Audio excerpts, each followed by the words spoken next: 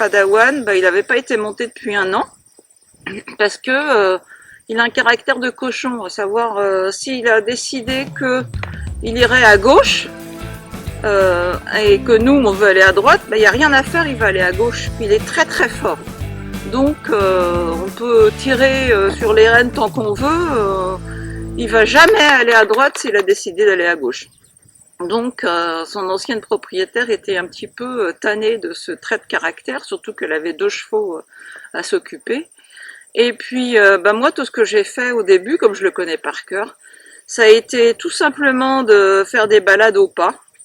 Même avant ça, on a commencé par faire un peu d'entraînement sur des barres au sol en carrière, juste passer des barres au sol, faire des petits slaloms avec des plots, juste retrouver de la mobilité parce que il avait le dos creux et puis ça se voyait qu'il n'était pas assez musclé et il avait du poids à perdre aussi. Donc au début ça a été juste ça, tout comme la première fois qu'il est arrivé dans notre vie, il est arrivé en octobre, fin octobre, et donc il n'y avait pas encore de neige, c'était une chance, ce qui fait que j'ai commencé à lui faire des balades au pas, mais juste du pas, pendant 1 heure, tranquillement, monter, descendre, après des balades de plus en plus longues, jusqu'à faire des balades de 1h30, 2 heures, mais que du pas. J'ai pas commencé à le faire trotter avant au moins 3 semaines. Ensuite, les premières neiges sont arrivées, et puis là, j'ai commencé à lui faire des balades au pas, au trot. Je fais très rarement galoper. On a attendu qu'il y ait une bonne couche de neige bien tassée, que ce soit un terrain bien pour le faire galoper un petit peu. Et puis, ce qui fait qu'après arriver au printemps, il était capable d'aller aux 3 allures, tranquille. Je me suis rendu compte que c'était un cheval qui avait vraiment peur de rien. Le fait qu'il tourne à gauche quand nous on veut tourner à droite, pas de problème, parce que s'il a un caractère de cochon, moi aussi. Donc, je veux dire, j'y vais pas en force, ça sert à rien, de toute manière, c'est lui le plus fort. Hein. Donc, juste avec la voix, action de reine, c'est dans le sens où s'il veut tourner, moi je vais lui faire tourner dans l'autre sens, et puis dernière minute céder, puis il avance, voilà. Et puis ce qui fait que petit à petit on est arrivé au printemps où j'avais récupéré un cheval capable d'aller aux 3 allures, tranquille, sans s'énerver, peur de rien. Quand il y avait des motoneiges en hiver, ça ne le dérangeait pas plus que ça. Une fois on a croisé la déneigeuse, la surfaceuse même sur le sentier, il n'a pas bougé, tranquille. La seule chose qui lui a fait peur une fois, c'est qu'on était avec Valérie et Magic, on est tombé sur un groupe de chiens de traîneau à l'entraînement. Donc on a compté les chiens, il y avait 12 chiens, ça il n'avait jamais vu ça. Là il a eu peur. Mais bon, après, ça a été. Puis une autre fois, au printemps, là, donc il n'y avait plus de neige, forcément, on est tombé sur une trottinette électrique. Là aussi, il avait eu peur, parce qu'il n'avait jamais vu ça. Le truc, c'est que quand on découvre quelque chose qu'il n'a jamais vu, qu'il ne connaît pas, là, il va avoir peur, il peut se mettre debout, reculer. Mais après, quand il a compris qu'il n'y a pas de danger, il y va, donc tranquille, quoi. Donc voilà, j'ai retrouvé un Padawan en pleine forme, encore mieux qu'avant parce qu'il m'écoute à la voix. Il a la maturité, puisque maintenant il a 14 ans, donc c'est un cheval adulte, musclé. Il a perdu du poids parce que il était à 1300 livres, soit environ 600 kilos quand on l'a eu.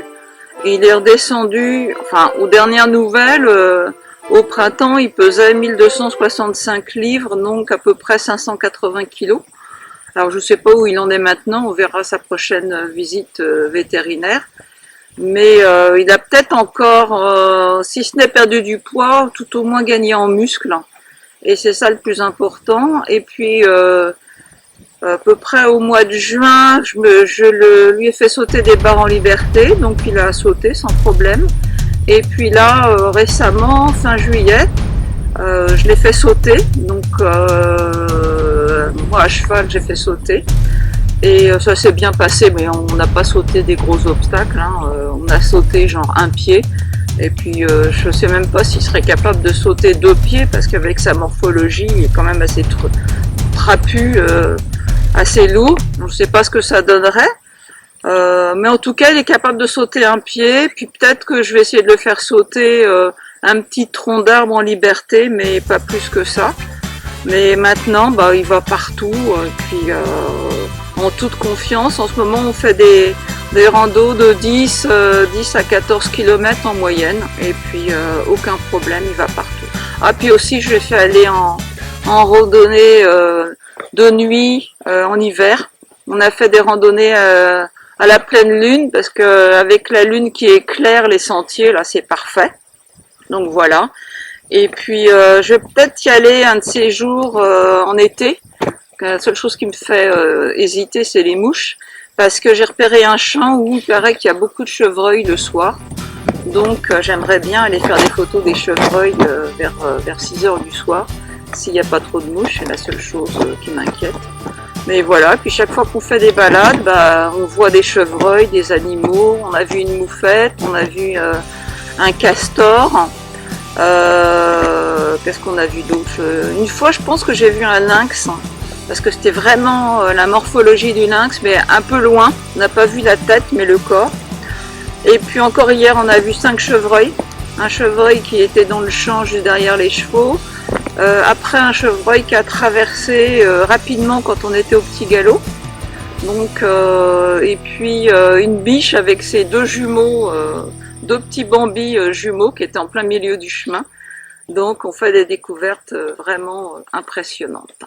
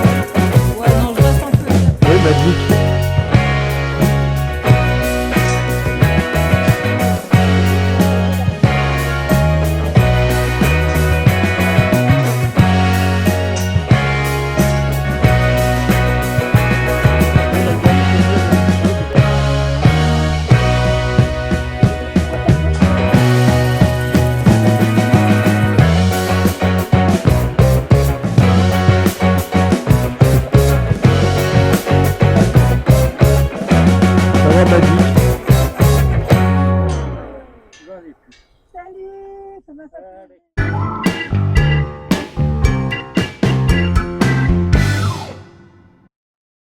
Tu as eu d'autres chevaux avant que Padawan, et puis tu as dû monter des chevaux de propriétaire aussi. Oui, donc j'ai commencé à monter à cheval, j'avais j'avais 13 ans et demi, quoi, 14 ans à peu près. Puis donc j'ai pris des cours, mais mon père était cavalier, il montait à cheval déjà. Alors très rapidement, il m'a emmené en extérieur avec lui, c'est pour ça que j'aime autant l'équitation d'extérieur. Donc ça faisait 3 semaines que je commençais à prendre des cours.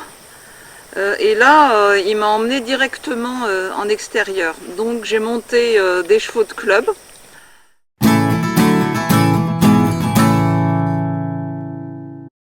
J'ai mis mes 2 enfants plus âgés à cheval dès l'âge de 6 ans. Et mon fils Siran était cavalier professionnel. Il est malheureusement décédé en mai 2023.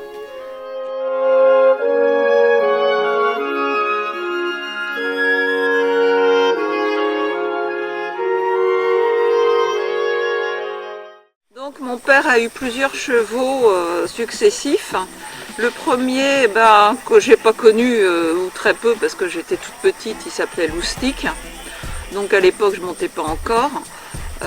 D'ailleurs pour la petite histoire, il est allé monter Loustic au château de Versailles autour du bassin où actuellement on a les Jeux Olympiques d'équitation. Donc c'est assez amusant quand on y pense. Mais bon là ça remonte à loin. Après, il a eu Paliéter. Paliéter, c'était un pur sang réformé des courses. Lui, je ne l'ai jamais monté, parce que comme j'étais débutante à l'époque, et qu'il était quand même assez fort comme cheval, j'ai pas eu l'occasion de monter. Il a eu Camembert.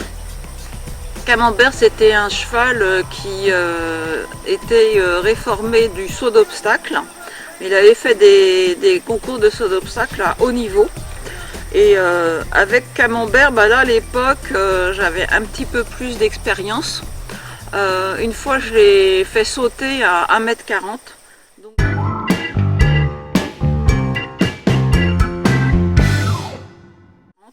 Donc c'est le plus haut obstacle que j'ai jamais sauté de mon existence.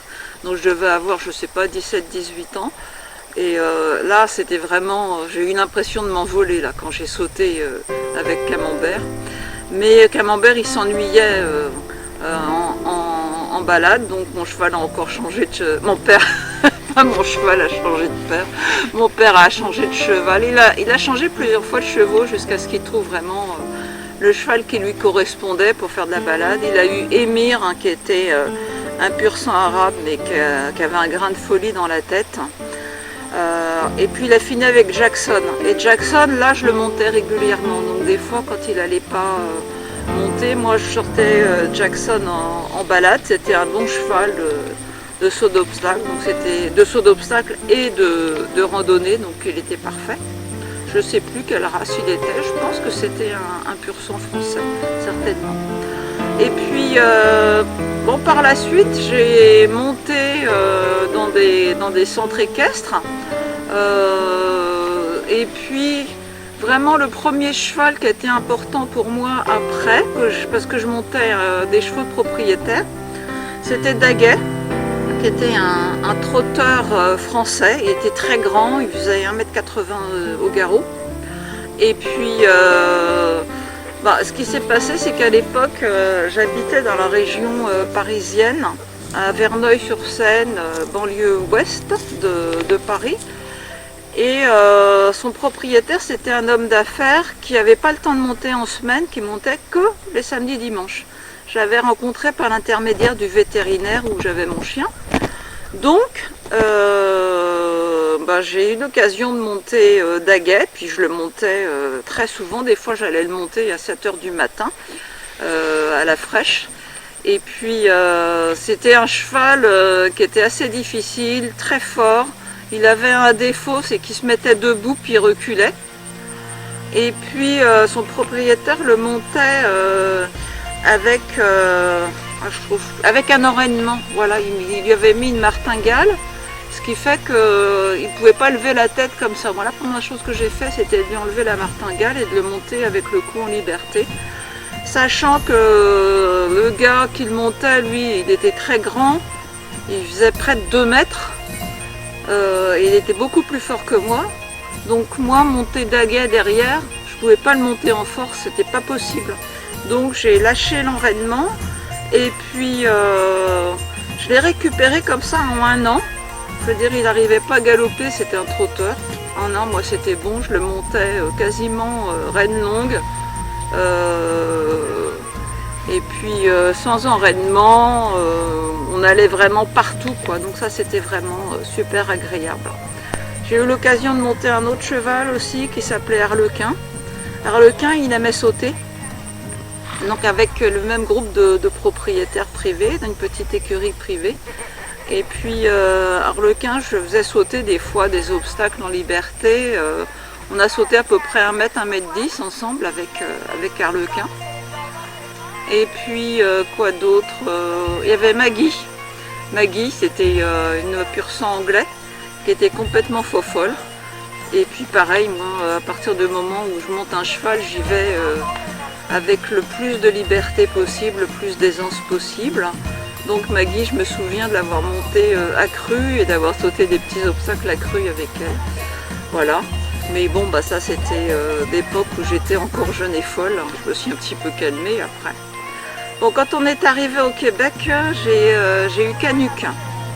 Canuck, c'était un cheval appendix et qui connaissait que le grand galop ou l'arrêt. Mais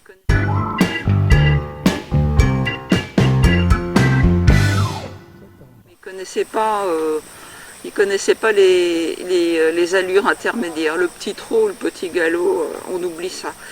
Donc tout le temps que j'ai fait, ça a été de le rééduquer, d'arriver à le faire galoper tranquillement, trotter tranquillement, je l'ai fait sauter aussi. Mais régulièrement, il avait des coups de folie qu'il reprenait et j'ai fait plusieurs chutes avec. Ce qui fait qu'à un moment donné, je me suis découragée, j'ai dit non, c'est pas possible. Donc j'ai même pas vendu, je l'ai donné. Parce que moi, si je suis amenée à me séparer d'un cheval, c'est pas, je ne vais pas le vendre pour essayer de me faire de l'argent. Je vais essayer de lui trouver la meilleure personne possible pour lui.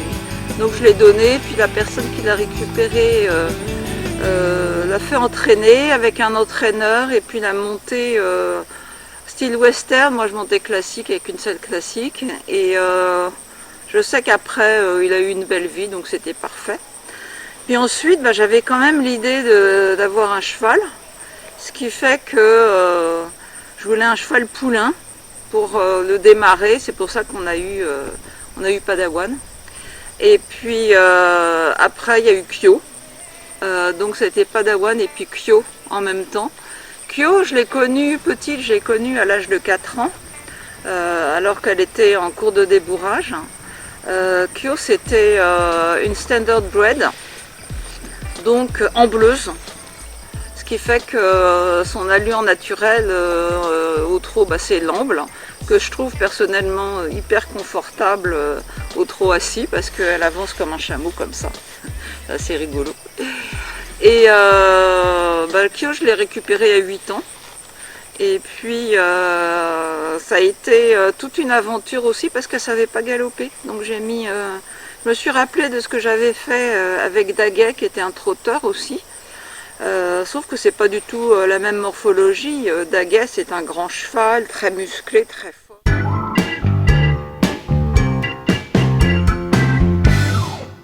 Musclé, très fort. Le type même du cheval de chasse à courre, on pourrait dire. Tandis que Kyo, standard bred, elle a coursé une fois à l'hippodrome de Montréal, à l'époque où c'était encore ouvert. Mais juste une fois parce que elle avait un défaut, elle tirait la langue comme ça, tout le temps. Et c'est rédhibitoire en course. Alors je sais qu'il y a la possibilité, il m'avait dit son ancien propriétaire, si tu veux pas qu'elle tire la langue, il faut lui mettre un bas en nylon sur la langue. J'avais pas envie de faire un truc pareil moi, donc Ce que j'ai fait à un moment donné, je lui ai trouvé une bride sans mort, et à partir du moment où elle a été montée en bride sans mort, elle tirait plus la langue du tout. Donc là encore, c'était toute une éducation, lui apprendre à galoper. Elle était capable de galoper en ligne droite seulement. J'ai essayé de la faire galoper en manège, même dans un grand manège, mais impossible, elle était incapable de galoper. À partir du moment où il y avait des cercles, ça savait galoper que en ligne droite. Mais sinon, on s'amusait des fois à faire des petits galops, même assez rapides, mais sur des lignes droites, voilà.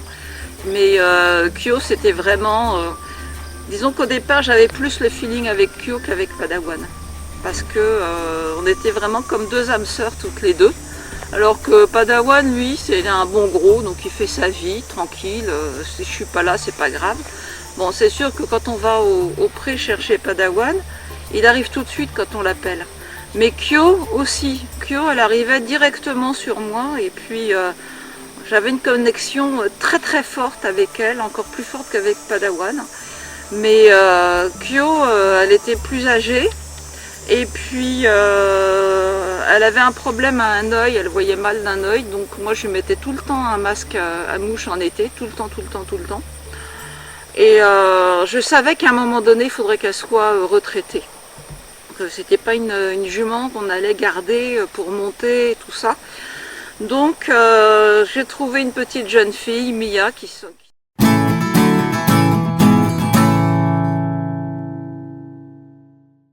super bien occupée. Kyo est allée vivre dans une écurie avec d'autres juments, des juments belges. Hein.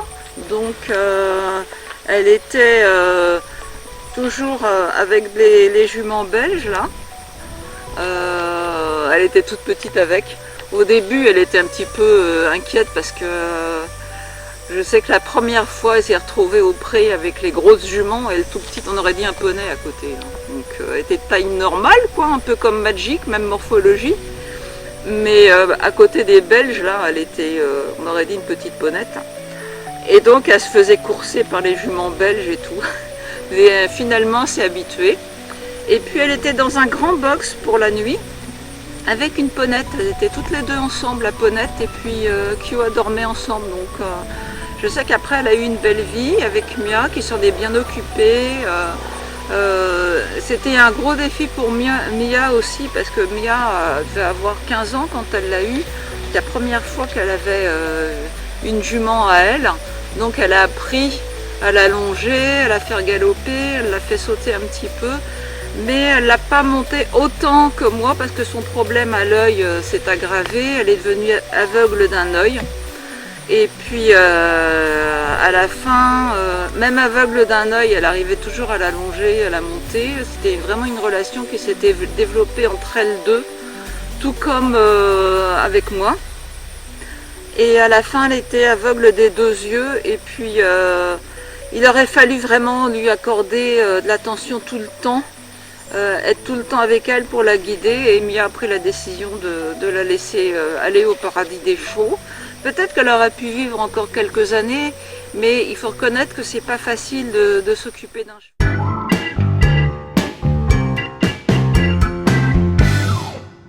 S'occuper d'un cheval totalement aveugle. Et donc elle a pris la décision de la faire aller au paradis des chevaux, elle avait 19 ans. Mais je pense que c'était une sage décision. Donc voilà. Je n'ai pas eu d'autres chevaux. Si, il y a eu Lisbeth. Ah bah oui, il y a eu Lisbeth. Et Élisée aussi. Il y a eu Lisbeth et puis il y a eu Élisée. Élisée, c'était mon rêve d'avoir un cheval canadien. Donc Élisée, je l'ai eu à 2 ans. J'ai fait exactement le même programme d'éducation qu'avec Padawan, l'emmener en main partout. Je veux dire, on l'emmenait avec un licol éthologique, donc pas de pression. Donc elle était vraiment habituée à être longée en liberté, puis longée aussi avec une longe. Donc elle était parfaite pour ça. Et puis arrivé à ses 3 ans, j'ai commencé à lui mettre une selle sur le dos, donc là ça a été. Mon objectif c'était d'arriver à la monter pour ses 3 ans et demi, 4 ans. Et puis je me suis trouvée face à un mur, j'ai fait venir une entraîneur, même deux entraîneurs différentes, pour arriver juste à embarquer dessus. Et autant j'arrivais à faire tout ce que je voulais aux longues graines, donc aux longues graines elle était bien, je pense qu'elle aurait été très bien en attelage, parce que j'arrivais à la faire marcher, trotter aux longues graines sans problème, tourner à droite, tourner à gauche, faire un petit slalom aux longues graines. Une selle, mais alors embarquer dessus, j'ai jamais été capable. J'ai été capable de mettre le pied gauche à l'étrier en équilibre sur le côté et puis qu'elle marche comme ça 3 foulées, mais c'est tout. Et là j'ai jeté l'éponge parce que 60 ans passés, je trouve ça beaucoup plus difficile. J'ai pas la souplesse que j'avais avant, c'est-à-dire avec Élisée, il aurait fallu que je sois capable d'être en équilibre d'un côté avant de pouvoir passer la jambe dessus. Une fois j'ai essayé, mais elle m'a fait la pire chute de mon existence. Elle m'a fait un rodéo pas possible et j'ai été jetée au sol, mais violemment. Et j'aurais eu ne serait-ce que 10 ou 15 ans de moins, j'aurais persisté. Mais là j'ai dit non, c'est pas la peine, elle est clairement trop forte pour moi. Et puis même si Rome l'avait dit, il m'avait dit t'as plus 20 ans. Alors j'ai écouté la voix de la raison. Et puis mais par contre il était hors de question de vendre Élisée à n'importe qui. Donc j'ai passé un accord avec l'éleveur. Parce qu'il m'avait dit si jamais ça fonctionne pas avec Élisée, prévenez-moi, je vais la garder comme jument poulinière. Et donc il l'a récupérée.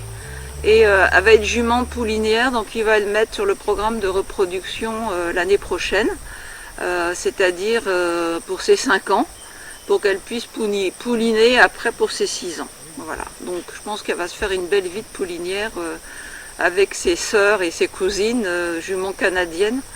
Mais c'est un beau rêve auquel j'ai été poussée à renoncer.